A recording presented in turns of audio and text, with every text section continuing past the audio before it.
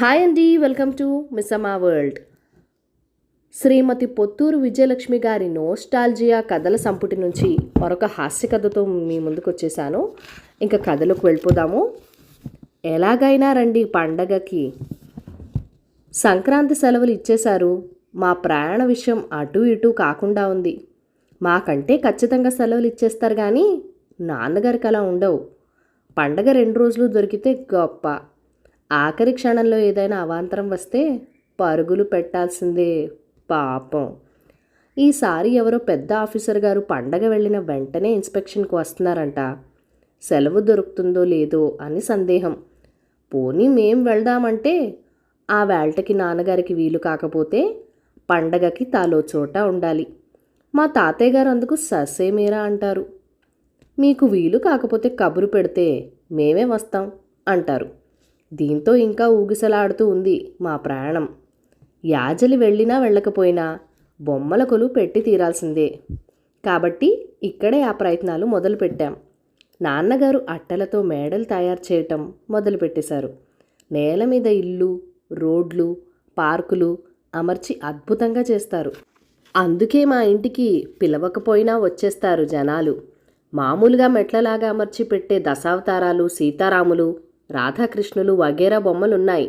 అవి యాజలిలోనే ఉంటాయి. ఆ వేళ ఉత్తరం వచ్చింది. అమ్మమ్మ రాసింది. సామాన్యంగా తాతగారు రాస్తారు. ఆవిడ అత్యవసరం అయితే తప్ప రాయదు. చిరంజీవి సౌభాగ్యవతి వాణికి అనేక ఆశీస్సులతో మీ అమ్మ రాయినది. పండగ దగ్గర పడుతోంది. ఇంకా చడి చప్పుడు లేదు మీ దగ్గర నుంచి. నాకేమో కాళ్ళు చేతులు ఆడడం లేదు. మీ నాన్నకు నిమ్మకి నీరెత్తినట్టు కూర్చున్నారు. వస్తే వాళ్ళు వస్తారు, లేకపోతే మనం వెళ్తాం అంటారు చిద్విలాసంగా. సంక్రాంతికి ఆడపిల్ల పుట్టింటికి రావడం అందం ఆనందం కానీ అమ్మ నాన్న కూతురింటికి వెళ్ళటం ఏం బాగుంటుంది. అదేమంటే మరి అల్లుడు గవర్నమెంట్ ఉద్యోగం, మీ పుట్టింటి వారిలాగా వ్యవసాయం కాదు అని ఎగతాళి చేస్తారు. ఏం గవర్నమెంట్ ఉద్యోగమో, ఓ ముచ్చటా లేదు అచ్చటా లేదు, ఎప్పుడు ఉరుకులు పరుగులు.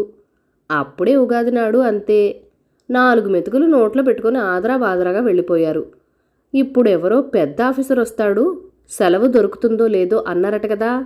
ఎవడా ఆఫీసరు? ఆయనకి ఇల్లు సంసారం లేదా? ఎక్కడుంటాడో తెలిస్తే పోయి 4 అడిగేస్తాను. ఏం నాయనా, పండగ నాడు కూడా స్థిమితంగా ఉండనివ్వామా అల్లుణ్ణి అని దులిపేసి వస్తాను. ఆ మాత్రం ఇంగిత జ్ఞానం లేకుండా ఎట్లా ఉంటారు మనుషులు? సరే మరి, మీరెప్పుడూ దైవాధీనం వ్యవహారమే. వచ్చేటట్టయితే విజయ వంకీలు కొత్తగా చేయించిన గొలుసు తీసుకునిరా. నీ రాళ్ల నెక్లెస్లు మర్చిపోకు. ఇకపోతే వెండి పూలబుట్ట, పన్నీరు బుడ్డి, పెద్ద గంధం గిన్ని పట్టుకురా. పిల్లలతో ఒంటరిగా ప్రయాణం అయితే జాగ్రత్త. ఇవన్నీ ట్రంకు పెట్టెలో పెట్టి బస్సు మీద ఎక్కిస్తే మధ్యలో ఎవడో ఒకడు దింపుకుపోతాడు. ఓ సంచిలో పెట్టి దగ్గర పెట్టుకో. సంచిలో ఏముంది అని ఎవరైనా అడిగితే బూడిది గుమ్మడికాయ మా అమ్మ కోసం అని చెప్పు. ఇంకా నువ్వు వస్తే తేవాల్సినవి బోల్డున్నాయి. రాఘవయ్య గారి భార్య కెంపు రంగు చీర తెచ్చిపెట్టమంది. మొగుడికి తెలియకుండా నా దగ్గర డబ్బు దాచుకుంది. ఏం చేస్తుంది పాపం. ఆ ప్రబద్ధుడికి అస్తమానం అరుగు మీద కూర్చుని పేకలాడడం తప్ప పెళ్ళానికి పండక్కి కొత్త చీరే కొనాలనే జ్ఞానం లేదాయే.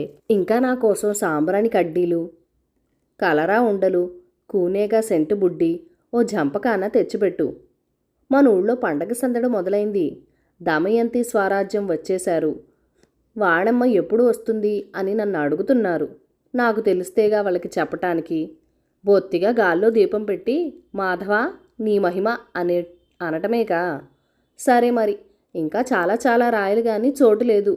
ఆ ఆఫీసరు సత్రకాయకి ఏదో అడ్డం వచ్చి ఆయన గారి ప్రయాణం వాయిదా పాడాలని దేవుడికి దండం పెట్టుకుంటున్నాను. అయినా పండగ పూట ఇంటి పట్టున పడుండగా ఇదేం సరదానో ఆ సన్నాసికి. ఇట్లు మీ అమ్మ. తన ఆఫీస్ అడ్రస్కి వచ్చిన ఆ ఉత్తరం చదివి నాన్నగారు ఒకటే నవ్వు. అమ్మ తెగ మొహమాట పడిపోయింది. అలా అవాకులు చవాకులు రాస్తుందనే అమ్మని ఉత్తరం రాయనివ్వరు నాన్న.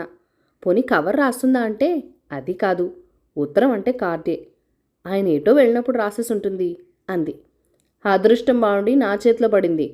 ఇంకెవరైనా చూసుంటే బాగుండేది కాదు. నేను భోగినాడు సాయంత్రానికి వస్తాను, నువ్వు పిల్లల్ని తీసుకుని వెళ్ళండి అని మర్నాడే మమ్మల్ని డ్రైవర్నిచ్చి కారులో పంపించారు నాన్నగారు.